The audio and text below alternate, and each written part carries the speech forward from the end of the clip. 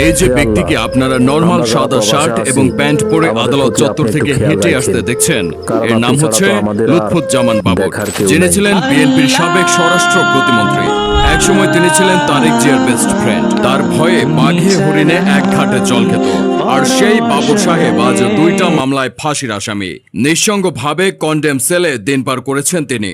রিমান্ডে বাবরকে টর্চার করে 21 আগস্টের গ্রেনেড হামলার মামলায় তারেকের নাম জড়াতে বলেছিলেন পুলিশ, কিন্তু তিনি একবারও তার নাম বলেননি।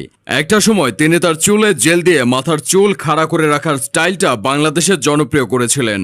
উদ্ভট ইংলিশ কথা বলার জন্য বেশ আলোচিত হয়েছিলেন তিনি। তার মধ্যে অন্যতম হচ্ছে এটি। না, শত্রু আইডেন্টিফাইড না, we are open, we are looking for শত্রু। এই ভিডিওটি আপনারা ফেসবুকে অনেক দেখেছেন। এটা অনেক ভাইরাল হয়েছিল। সেই সময় এই কথার জন্য তিনি অনেক সমালোচিত হয়েছিলেন। তবে বর্তমান স্বরাষ্ট্র মন্ত্রণালয় যেরকম মিডিয়ার উপর হস্তক্ষেপ করে, কিন্তু লুৎফুজ্জামান বাবর, যিনি স্বরাষ্ট্র প্রতিমন্ত্রী থাকাকালীন, কখনোই মিডিয়ার উপর হস্তক্ষেপ করেননি। পত্রিকা কিংবা টিভি মিডিয়াতে কথা বলার স্বাধীনতা ছিল। 2018 সালে তার যেদিন ফাঁসির রায় দিয়েছিলেন আদালত, সেই দিনই ছিল লুৎফুজ্জামান বাবরের জন্মদিন। কারাগারে থেকেও তিনি দিন দিন আরও জনপ্রিয় হয়ে উঠেছেন। আজকে আমরা জানব লুৎফুজ্জামান বাবরের জীবনী সম্পর্কে। লুৎফুজ্জামান বাবর জন্মগ্রহণ করেন 1958 সালের 10ই অক্টোবর নেত্রকোনা জেলার মদন উপজেলায়। তার শৈশব কাটে ঢাকার মগবাজার এলাকায়। তার পিতা এ.কে. লুৎফুর রহমান, তিনি ছিলেন মূলত একজন সাবেক পুলিশ কর্মকর্তা। মা জোবাইদুর রহমান ছিলেন একজন গৃহিণী। 4 ভাই ও 3 বোনের মধ্যে লুৎফুজ্জামান বাবর ছিলেন তৃতীয়। যতদূর শোনা যাচ্ছে তিনি ছোটবেলা থেকেই একটু ক্যাডার টাইপের ছিলেন, যার ফলে তিনি নাকি ম্যাট্রিক পাশও করতে পারেননি। আবার অনেকে বলে তিনি নাকি ইন্টারমিডিয়েট পর্যন্ত পড়াশোনা করেছেন। সে সময় তিনি গঠন করেছিলেন নিজস্ব একটি ব্যান্ড গানের গ্রুপ। কথিত আছে যে লুৎফুজ্জামান বাবর 1980-র দশকে ঢাকা বিমানবন্দর কেন্দ্রিক ব্যবসা শুরু করেছিলেন। অভিযোগ রয়েছে তিনি 1980 সালে প্রেসিডেন্ট হোসেন মোহাম্মদ এরশাদ থাকাকালীন অবস্থায় ক্যাসিও ব্র্যান্ডের ঘড়ি পাচার করত। এরকম অভিযোগ শোনা গেলেও তার ঘনিষ্ঠদের দাবি তিনি কখনোই বিমানবন্দর কেন্দ্রিক ব্যবসায় জড়িত ছিলেন না।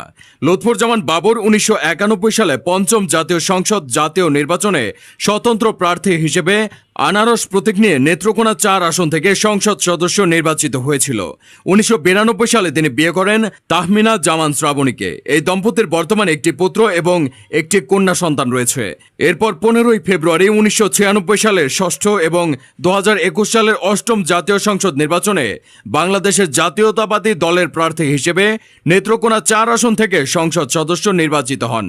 ধীরে ধীরে তার তারেক জিয়ার সাথে গভীর বন্ধুত্ব হতে শুরু করে, ফলে অল্প সময়ে বাংলাদেশের স্বরাষ্ট্র প্রতিমন্ত্রী হন।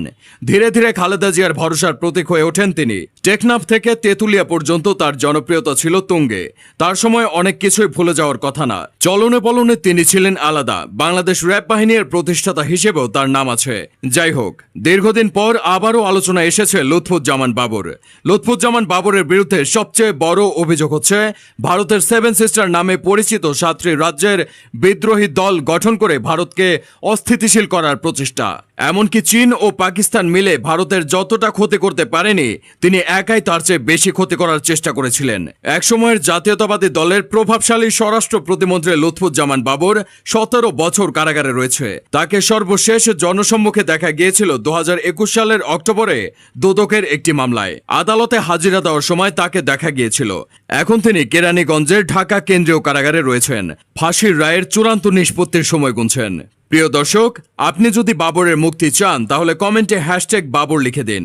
অন্তর্বর্তী সরকারের শপথের 2 দিন আগে ভারতের সংবাদ মাধ্যম এনডিটিভিতে দেওয়া সাক্ষাৎকারে নোবেল বিজয়ী ডক্টর মোহাম্মদ ইউনুস বলেন, ছাত্র আন্দোলনের কারণে বাংলাদেশের চলমান অস্থিতিশীল অবস্থা নিয়ন্ত্রণ করা না গেলে সেটার প্রভাব গিয়ে পড়বে মিয়ানমার, ভারত সহ ভারতের 7 সিস্টারে। তার এই বক্তব্যের পর হঠাৎই সামাজিক যোগাযোগ মাধ্যমে লুৎফুজ্জামান বাবরকে নিয়ে আলোচনা করতে শুরু করে।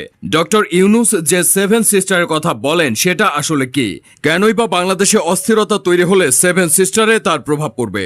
চলুন তার বিস্তারিত জেনে নেওয়া যাক।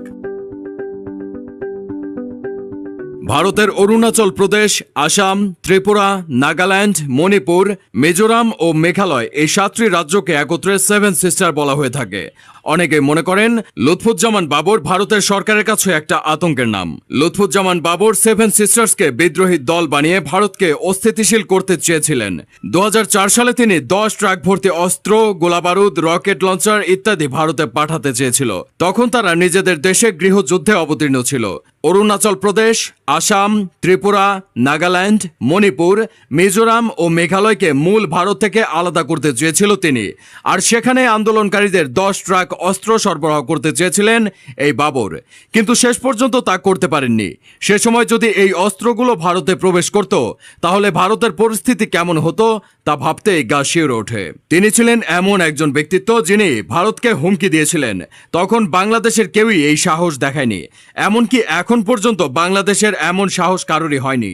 10 ট্রাক অস্ত্র মামলাটি হয়তো অনেকেই ভুলে গেছেন, কিন্তু সেই সময়ে উদ্ধারকৃত অস্ত্রের আনুমানিক মূল্য ছিল প্রায় 27,000 কোটি টাকা। অনেকেই মনে করেন যে সময় তিনি স্বরাষ্ট্রমন্ত্রী ছিলেন এবং এই অস্ত্রগুলো যদি ভারতে ঢুকতো, তাহলে আজকে ভারতের সেভেন সিস্টার হয়তো অক্ষতই থাকতো না। ভারত তখন নিজেদের নিরাপত্তা নিয়ে এতটাই ব্যস্ত হয়ে পড়ে যে আমাদের দেশের অভ্যন্তরীণ বিষয়ে হস্তক্ষেপ করার সময় পেত না। ফলে হয়তো আমাদের দেশকেও 17 বছর এই দুঃশাসন সহ্য করতে হতো না। তার সেই বিখ্যাত dialogue we are looking for শত্রুজ, যা আজও অনেকে ভুলতে পারেনি। 2001 থেকে বিএনপি নেতৃত্বাধীন জোট বাংলাদেশ সরকার গঠন করার পর যে কয়েকজন ব্যক্তি প্রবল ক্ষমতাবান হয়ে ওঠেন, তাদের মধ্যে লুৎফুজ্জামান বাবর ছিলেন অন্যতম। 3 অক্টোবর 2010 সালে 10 ট্রাক অস্ত্র মামলায় অ্যারেস্ট করা হয় বাবরকে। এই মামলায় তাকে মৃত্যুদণ্ড দেওয়া হয়। খালেদা জিয়া সরকারের সময় প্রবল অস্বস্তি তৈরি হয়েছিল এই 10 ট্রাক সমপরিমাণ অস্ত্র উদ্ধারের বিষয়টি। 10 ট্রাক অস্ত্র উদ্ধারের আগে থেকে বিএনপি সরকারের সঙ্গে ভারত সরকারের সম্পর্ক খুব একটা ভালো যাচ্ছিল না। এর মূল কারণ ছিল নিরাপত্তার সমস্যা। ভারতের উত্তর পূর্ব অঞ্চলের 7টি রাজ্যে নিরাপত্তা নিয়ে বেশ চিন্তিত ছিল। ভারতের অভিযোগ ছিল দেশটির উত্তর পূর্বাঞ্চলে বিদ্রোহী গোষ্ঠীগুলোকে উস্কানি দিচ্ছে বিএনপি সরকার।